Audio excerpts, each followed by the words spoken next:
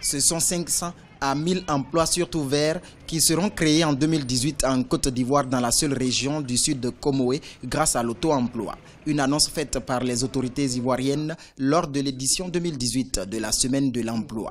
Les jeunes de Grand Bassam, première capitale du pays, seront parmi les premiers bénéficiaires de cette initiative en 2018. Ils devront présenter des projets écologiques dans ce sens.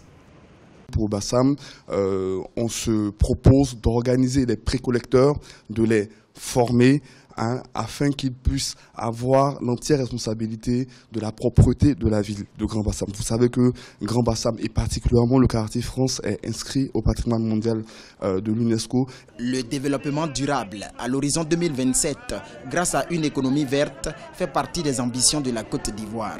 Pour amener les jeunes à s'approprier cette vision, les autorités comptent sur des écologistes convaincus comme le photographe Andy Costa et des modèles de réussite comme l'Est international de football Didier Zokora.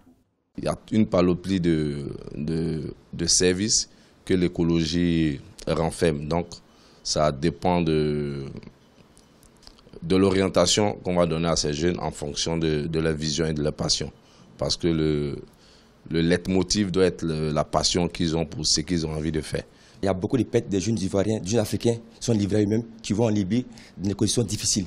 Et moi, en tant qu'ambassadeur de Apitou, je montre à ces enfants-là, en étant en Côte d'Ivoire, on peut réussir. En partant de zéro, être héros. Selon les critères de statistiques du Bureau international du travail, le taux de chômage des jeunes est de 2% en Côte d'Ivoire. Mais le gouvernement estime le taux beaucoup plus élevé, environ 25%, en tenant compte de ceux qui n'ont pas un emploi véritable et qui évoluent dans le secteur informel.